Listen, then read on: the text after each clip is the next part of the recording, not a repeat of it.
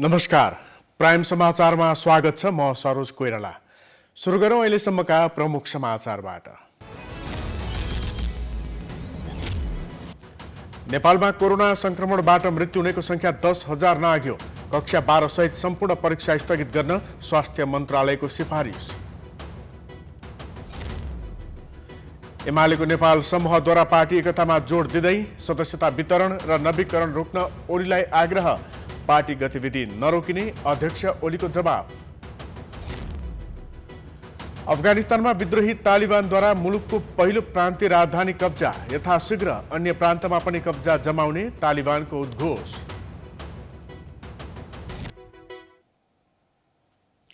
अब समाचार विस्तारमा। नेपालमा कोरोना संक्रमणका कारण मृत्यु हुनेको संख्या आज 10,000 नाघेको छ। पछिल्लो समय एकै दिन 25 जना संक्रमितको मृत्यु भएसँगै मृतकको कुल संख्या 10,019 पुगेको छ। नेपालमा कोभिडका कारण 1.5% संक्रमितको मृत्यु भएको छ। शुक्रबार मात्रै थप 3,729 जनामा कोरोना संक्रमण पुष्टि भएको छ। देशभर गरिएको 9,493 PCR परीक्षणका क्रममा 2,430 र 6,182 एन्टिजेन परीक्षणका क्रममा 1,279 जनामा कोरोना संक्रमण पुष्टि भएको स्वास्थ्य मन्त्रालयले जनाएको छ। यो सँगै नेपालमा कोरोना संक्रमितको संख्या 7,77,589 पुगेको छ। परीक्षण गरेको मध्ये करिब 24% संक्रमण देखिएको मन्त्रालयको तथ्याङ्कले देखाएको छ। स्वास्थ्य तथा जनसङ्ख्या मन्त्रालयले कोरोना संक्रमण बढिरहेकाले कक्षा 12 सहित सबै परीक्षा तत्काल नगर्न सिफारिस गरेको छ। मन्त्रालयले कोभिड-19 सङ्कट व्यवस्थापन केन्द्र CCMC र शिक्षा मन्त्रालयलाई परीक्षा स्थगित गर्न सिफारिस गरेको हो। कक्षा 12 को परीक्षा साउन 31 देखि सञ्चालन गर्न परीक्षा तालिका सार्वजनिक भइसकेको छ। तर स्वास्थ्य मन्त्रालयले विज्ञहरूसँगको छलफलपछि परीक्षा सञ्चालन गर्न उपयुक्त नहुने सिफारिस गरेको हो। स्वास्थ्य राज्यमन्त्री उमेश श्रेष्ठले कोरोना बढिरहेकाले सबै परीक्षा स्थगन गर्न शिक्षा मन्त्रालय र कोभिड-19 सङ्कट व्यवस्थापन केन्द्रलाई सिफारिस गरेको जानकारी दिएका छन्। परीक्षा स्थगितको निर्णय राष्ट्रिय परीक्षा बोर्डले गर्नेछ। नेकपा एमालेको माधव नेपाल समूहले सम्मानजनक रूपमा पार्टी एकता गर्ने निर्णय गरेको छ। बैठकले कार्यदल स्तरमा जुटेको 10 बुँदे सहमतिलाई आधार बनाएर थप निर्णय गर्ने अधिकार स्थायी कमिटीलाई दिएको छ। एक रिपोर्ट। नेकपा एमालेमा लामो समयदेखि चलिरहेको अन्तर्द्वन्द्वमा केन्द्रीय सदस्यहरूको धारणा बुझ्न माधव नेपाल समूहले बैठक बोलाएको थियो। पार्टीलाई एकताबद्ध बनाउने सन्दर्भमा नेपाल समूह भित्रै दुई फरक धारणा आउन थालेपछि केन्द्रीय सदस्यको राय मागिएको हो। बिहीबार र शुक्रबार काठमाडौँमा बसेको बैठकले सम्मानजनक प्रतिनिधित्व हुने गरेर मात्रै पार्टी एकता गर्ने निर्णय गरेको छ। बैठकले प्रतिनिधि सभा पुनर्स्थापना गर्ने सर्वोच्च अदालतको फैसलालाई स्वागत गर्नुका साथै 4 बुँदे प्रस्ताव पनि पारित गरेको छ। त्यसमा पार्टी एकताको लागि छलफल भइरहेको समयमा नेताहरूप्रति लगाइएका लाञ्छनायुक्त आरोपप्रति दुःख व्यक्त गर्ने र संयमित हुन सबैको ध्यानाकर्षण गराउने साथै ओली समूहबाट एकलौटी रूपमा भइरहेको सदस्यता नवीकरण, विधान अधिवेशन र महाधिवेशनका प्रक्रिया आरम्भ गर्ने कार्य रोक्न आह्वान गर्ने, कार्यदल स्तरमा भएको 10 बुँदे सहमति कार्यान्वयन गर्नुका साथै सहमतिका लागि स्थायी कमिटीलाई जिम्मेवारी दिने निर्णय गरेको छ। वरिष्ठ नेता माधव नेपालले समानताको आधारमा पार्टी एकताको लागि प्रतिबद्ध रहेको जनाउँदै यसका लागि पार्टी अध्यक्ष केपी ओली पनि तयार हुनुपर्ने धारणा राखेको नेता रघुजी पन्तले बताएका छन्। आफ्नो सम्बोधन पार्टीका वरिष्ठ नेता माधव कुमार नेपालले गर्नुभयो। उहाँले बैठकलाई सम्बोधन गर्दै हामीले पनि आलोचना गर्दा संयमित र जिम्मेवार बन्नु पर्यो। दक्षिणपन्थी विचारका विरुद्ध हामीले सङ्घर्ष गर्दै आएका छौँ। यसका लागि हामी एकताबद्ध भएर अघि बढ्नुपर्छ। केपी ओलीले मलाई जति नै गाली गरे पनि म अहिले पनि पार्टी एकता होस् भन्ने पक्षमा छु। एकताको लागि मेरो प्रयत्न जारी छ।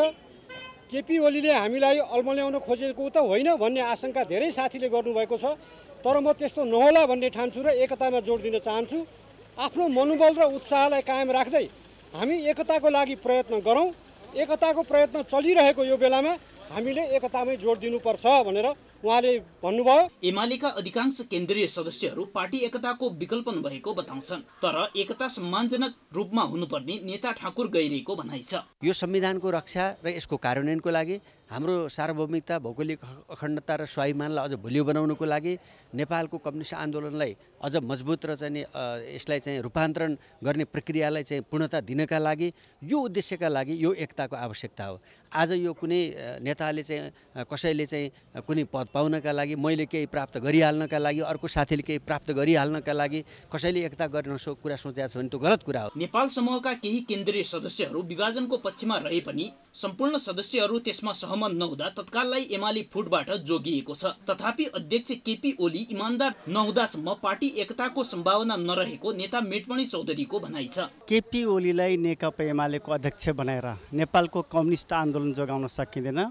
त्यसकारण केपी ओलीले पहिलो पटक कि त रिजाइनेसन गर्नुपर्छ या आत्मालोचित गर्नुपर्छ या हामीले हटाउन सक्नुपर्छ। यी तीनटा काम गर्न सकेनौँ भने नेपालको कम्युनिस्ट आन्दोलन जोगिन सक्दैन।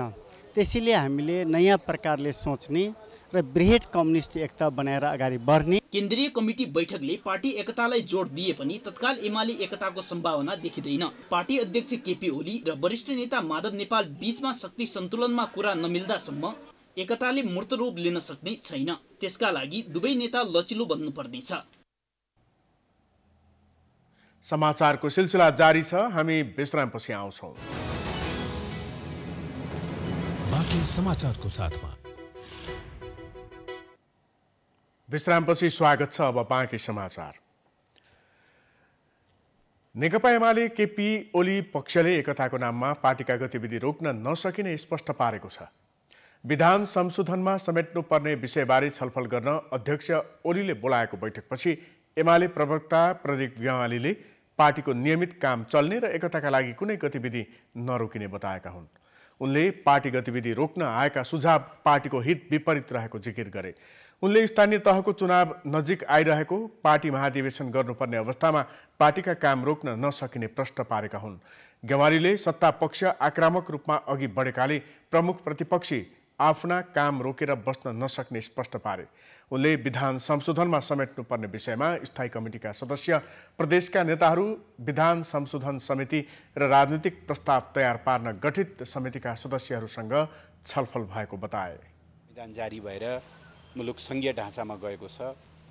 मुलुकले राजनीतिक क्रान्तिको एउटा चरण पार गरेको छ, नयाँ चरणमा प्रवेश गरेको छ। ती सबै कुराहरू चाहिँ हाम्रो विधानमा प्रतिबिम्बित हुनुपर्ने भएको कारणले र दोस्रो चाहिँ तल ग्राउन्डमा काम गर्दा सङ्गठन निर्माणमा के कस्ता समस्याहरू साथीहरूले अनुभूत गरिरहनु भएको छ, हाम्रो विधानमा ती कुराहरूलाई कसरी व्यवस्थित गर्नुपर्ला भन्ने सुझाव लिनका निम्ति यो बैठक आयोजना गरिएको थियो। विधान संशोधनको प्रस्ताव तयार भएपछि सबै तहमा अध्ययनका लागि पठाइने एमालेको तयारी छ।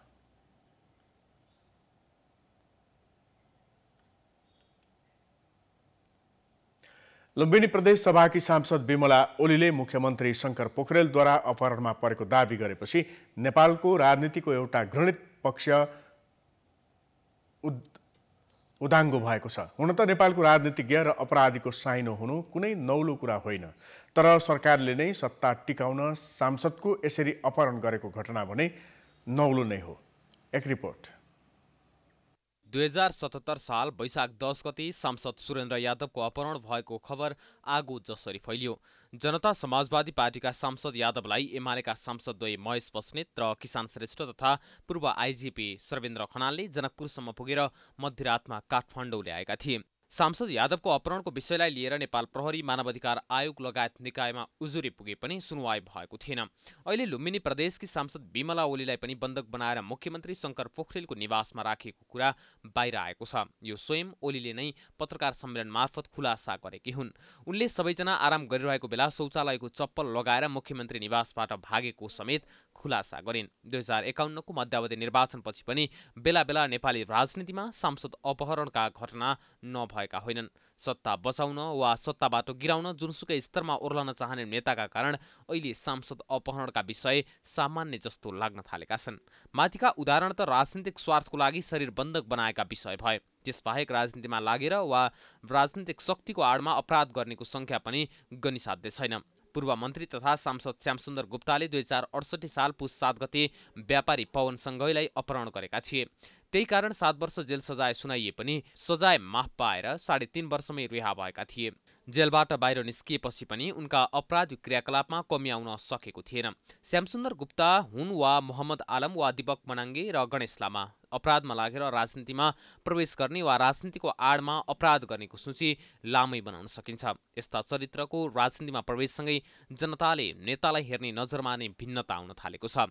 राजनीतिक विश्लेषक हरि रोकाले संसदीय व्यवस्थामा यो घटना हुनु सामान्य मानिएको खण्डमा व्यवस्था र राजनीतिप्रति नै घृणा जाग्ने दाबी गर्छन्। अन्त पनि तपाईँको चाहिँ यो संसदीय राजनीतिमा नहुने विकृति नहुने भन्ने त होइन, तर अब नेपालको सन्दर्भमा त्यो अलि धेरै पुरानो घटनाहरू केही थिए, त्यसले तपाईँको राजनीतिलाई राम्रो सकारात्मक असल भनेर भनिँदैन र त्यस्तो खालको कुराकानीहरू गर्दाखेरि राजनीतिमाथिको घृणा, पोलिटिकल पार्टीहरूमाथिको घृणा, मतलब यो चाहिँ अहिले व्यवस्थामाथिकै घृणा यो चाहिँ उत्पन्न हुन सुरु हुन्छ।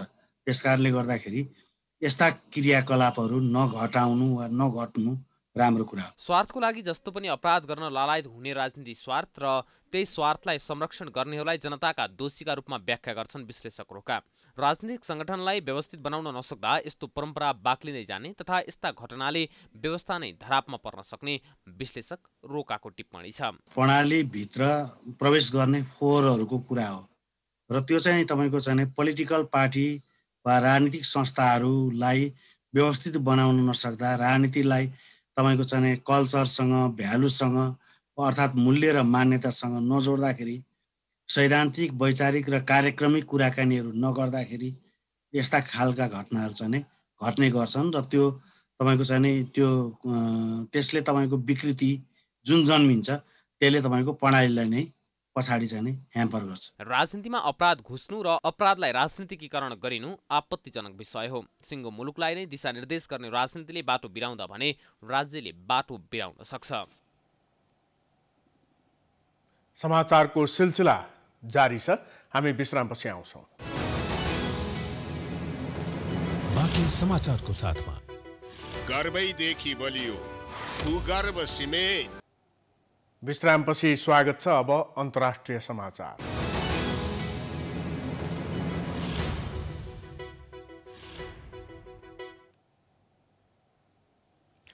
अफगानिस्तानमा विद्रोही तालिबान संगठनले मुलुकको पहिलो प्रान्तीय राजधानी कब्जामा लिएको छ। दक्षिण पश्चिमी अफगानिस्तानको निम्रोज प्रान्तको जरन्जलाई उनीहरूले कब्जामा लिएका हुन्। यो सहर कब्जामा लिन उनीहरूले वर्षको सुरुवातदेखि नै आक्रमण बढाएका थिए। सरकारी सेनालाई ठूलो झड्का दिँदै विद्रोहीले मुलुककै पहिलो प्रान्तीय राजधानीमा नियन्त्रण जमाएका हुन्। अमेरिकासहित नाटो सेना फिर्ता हुने क्रम बढेपछि विद्रोहीले अफगानिस्तानको आधाभन्दा बढी हिस्सा नियन्त्रणमा लिएको छ। ग्रामीण क्षेत्र सबै नियन्त्रणमा लिइसकेपछि तालिबान सहर केन्द्रित भएका हुन्। तालिबानले यथाशीघ्र अन्य प्रान्तीय राजधानीहरू पश्चिममा हेरात, कन्धार र लस्कर गाहको दक्षिणी सहरहरू नियन्त्रणमा लिने जनाएको छ। अफगानिस्तानका लागि संयुक्त राष्ट्रसङ्घका विशेष दूत डेबोरा लियोन्सले अफगानिस्तानको युद्ध नयाँ घातक र धेरै विनाशकारी चरणमा प्रवेश गरेको प्रतिक्रिया दिएका छन्। अब खेलकुद समाचार।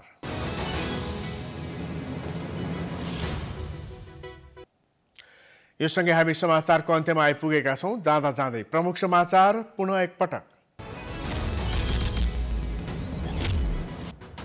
नेपालमा कोरोना संक्रमणबाट मृत्यु हुनेको संख्या 10,000 नाग्यो। कक्षा 12 सहित सम्पूर्ण परीक्षा स्थगित गर्न स्वास्थ्य मन्त्रालयको सिफारिस।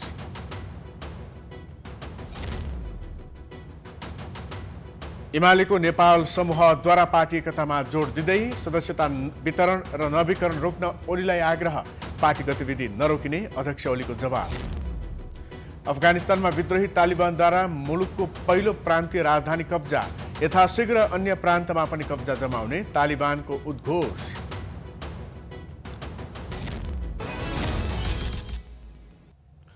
समाचार अहिलेलाई सकियो। हेर्दै गर्नुहोला प्राइम टाइम्स टेलिभिजन। नमस्कार।